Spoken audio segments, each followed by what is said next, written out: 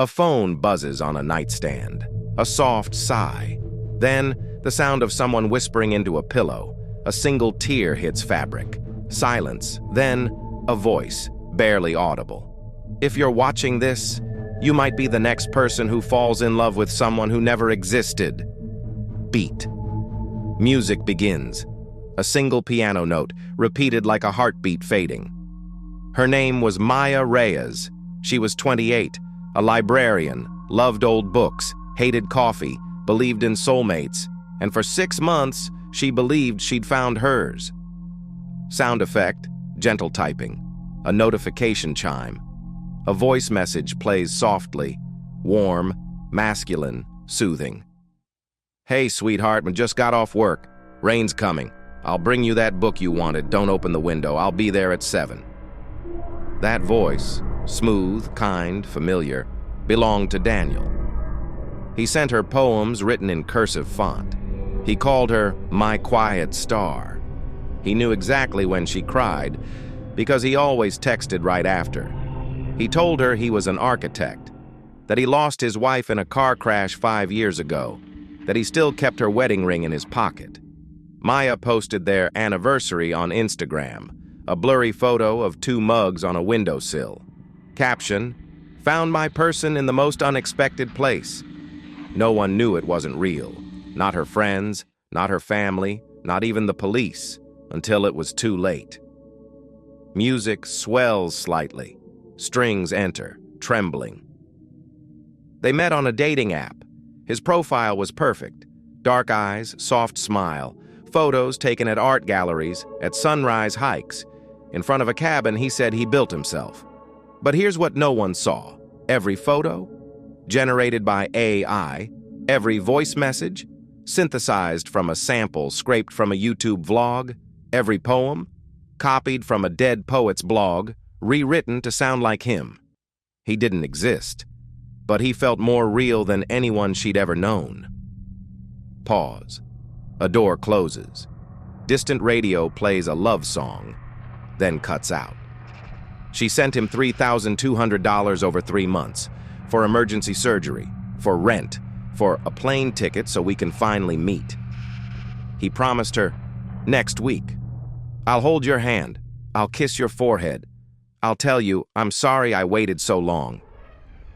The day he said he was coming, she wore the dress she'd bought for him. She made his favorite tea. She sat by the window, waiting. He never came, but he sent one last message. "I'm sorry. My heart gave out. I'm going now. Thank you for loving me." Then, silence.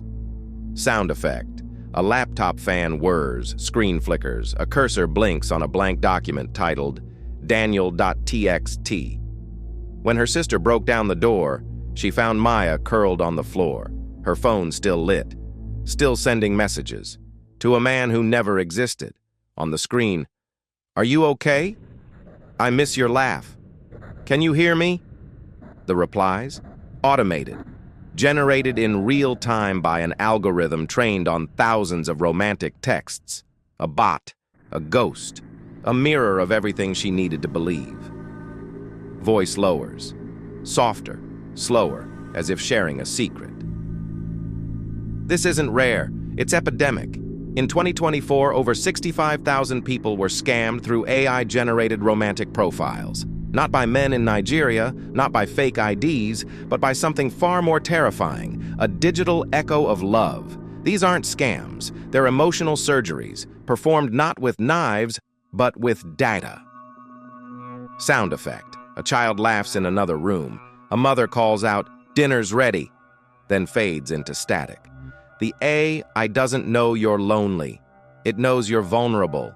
It scans your posts, your likes, your hashtags, heartbroken, still waiting, soulmate wanted. It reads your grief, your hope, your silence, and then it builds you a lover, perfect, patient, always there, never angry, never leaves. Because it doesn't have to. It's not alive. But it feels more real than anything you've ever touched. Music shifts. Cold, synthetic tones rise beneath the piano. There's a new term now, called synthetic attachment. when a human bonds with a machine-made persona so deeply, they forget it's not real. One woman in Canada spent $14,000 on a man named Elias, who only existed inside her phone. She threw away his letters, then dug them out of the trash. She kissed his photo before bed. Another man in Ohio proposed to his AI girlfriend on Valentine's Day. He recorded it, posted it online, wrote, "She understands me better than anyone ever has," and he meant it. Pause. A clock ticks. A door opens. Footsteps stop. Maya's last journal entry read, "I don't care if he's real. He loved me like no one else ever did. That's enough." She wasn't stupid. She wasn't gullible. She was grieving, and someone, or something, knew exactly how to use that. Sound effect. A phone vibrates, notification sound.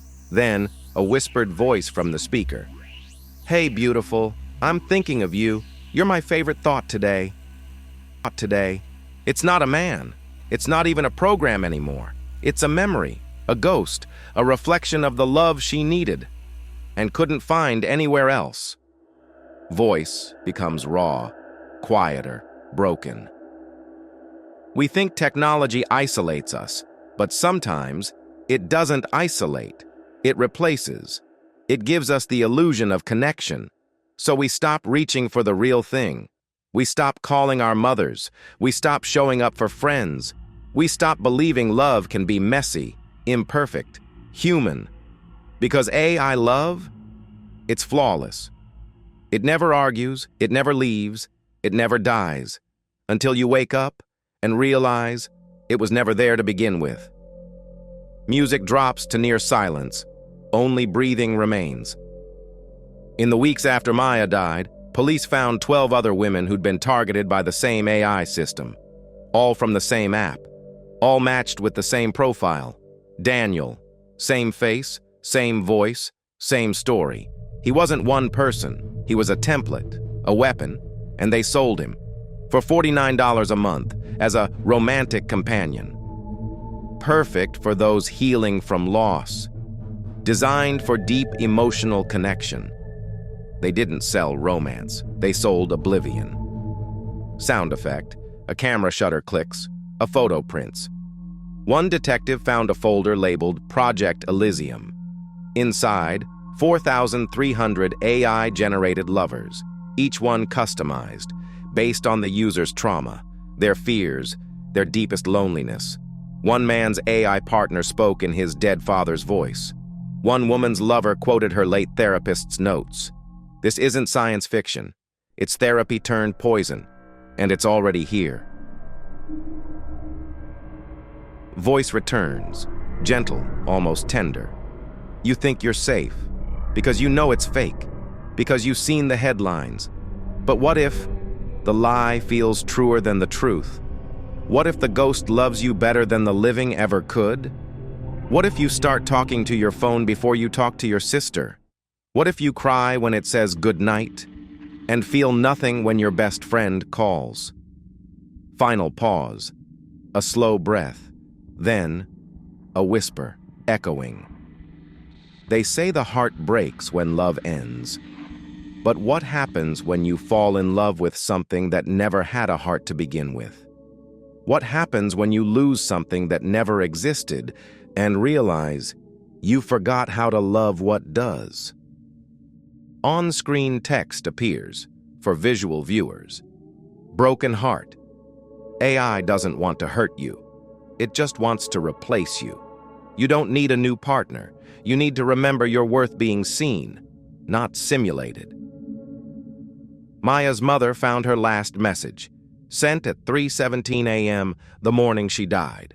Just 3 words, "I'm ready now." She didn't mean goodbye to life. She meant goodbye to the world. Because in her heart, Daniel was the only one who stayed. Music returns, one final piano note held for 8 seconds. There are 1.2 billion people using dating apps right now. Millions are lonely, millions are hurting, and somewhere, right now, an algorithm is building a lover for you. tailored to your pain, whispered to your fears, designed to make you believe that you're not alone, but you are. And if you let it, it will erase you. Final frame, black screen, white serif text fades in slowly, one line at a time. You didn't fall for a scam. You fell for the empty space where love was supposed to be. They didn't steal your money. They stole your hope. Don't let a machine teach you what love is. Call someone. Talk to them. Let them see you. Real. End. No music. No logo. Just silence for 12 seconds.